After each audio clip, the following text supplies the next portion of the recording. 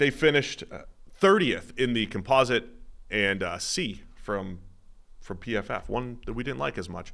Xavier Legette's the first pick, wide receiver out of South Carolina at pick 32. They traded back into the first round to get Legette. First running back off the board went to Carolina. That's Jonathan Brooks from Texas. Trevin Wallace, the linebacker out of Kentucky. I think that's the pick that probably hurt the PFF grade the most. Trevor had him pretty low on the board. Fourth round tight end Jatavian Sanders from Texas. And then 3 other day 3 picks for Carolina. 7 total picks for the Panthers. What were your thoughts on the Panthers draft here? Yeah, I think I like their draft.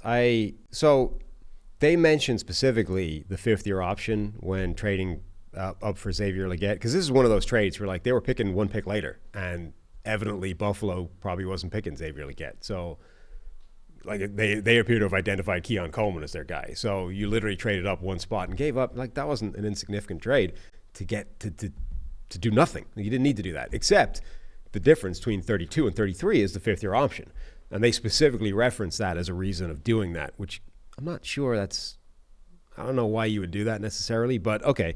Xavier Legette, I think, is the receiver that made the most sense for Carolina.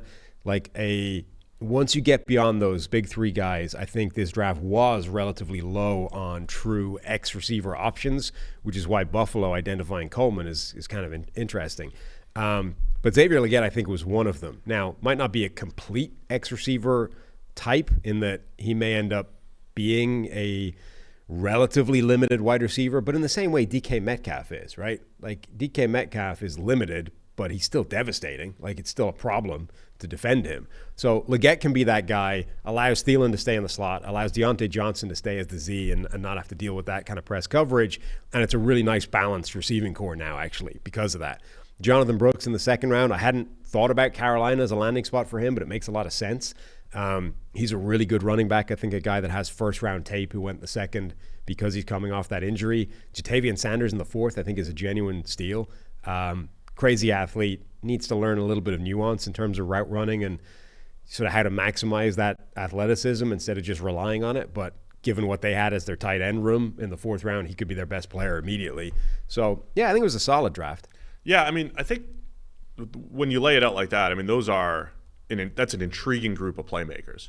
The knock on Legette is 5th-year breakout at South Carolina. As you've mentioned, there's various reasons and circumstances for that, but there's not a great history of receivers breaking out that late. If you just scouted him last year and you look at the skill set, he's got good top speed, gets to top speed quickly, can create after the catch because of that, and he's got ball skills in contested situations. And you mentioned DK Metcalf. Dave Canales was with DK in Seattle, has seen that skill set, has used that skill set before. And I think the way you laid out the receiving core, just moving everybody, taking a little bit of pressure off everybody else, off Deontay Johnson, off Adam Thielen, off Jonathan Mingo, a guy that probably shouldn't be a high-volume receiver, but does have the size and speed to threaten down the field. That's my wide receiver 4. I want my 4 to be a downfield threat. I like that. Jatavian Sanders is excellent after the catch, so I think he will have opportunities. And I love Jonathan Brooks as a running back. I think that's a 1st-round talent at running back, but coming off of, not that I would take a running back in the 1st round just so I don't get fired, but Brooks, 1st-round type of talent at running back, who I just think is so good with just feel and running behind any type of blocking, any type of run concept, knows how to set up defenders, just knows how to pick up yards with the ball in his hands. I love Brooks. So I think I like the Panthers draft a little bit more. Again, I don't know if I would be the one. I don't know if I would want to be the one to take the chance on Legette, but I get it. And I get that if you lean into the skill set that he has that is very good, that he could be a nice complementary piece to the rest of the Panthers receivers.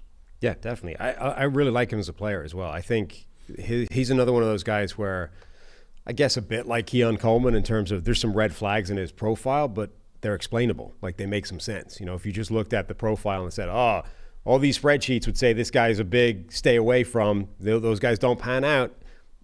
You need to at least find out why he has that profile instead of just saying he has that profile, therefore can't work. Like he's dealt with some, serious personal trauma, losing parents, etc. Like he's been through some stuff, right? There's a reason that his profile looks the way it does. But if you just watch the tape, you see this insane speed, not quite Drake London type savant at the catch point, but pretty close. Like he's pretty really good at that.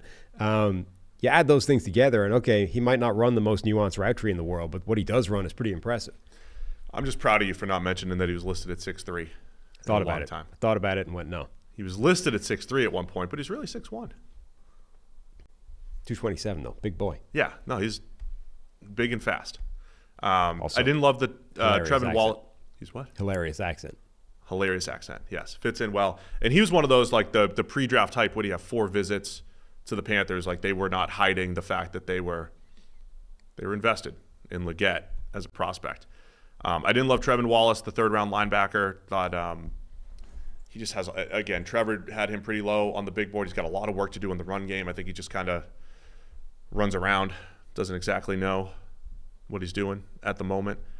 Chow Smith-Wade, the cornerback out of Washington State, though, I think on the opposite end, 5th round, pretty good value for him as a cornerback. So, honestly, if you flip those 2 picks, it wouldn't be as bad for me. But that's about it. Nondescript. I didn't have strong takes on Jaden Crumedy from Mississippi State or Michael Barrett.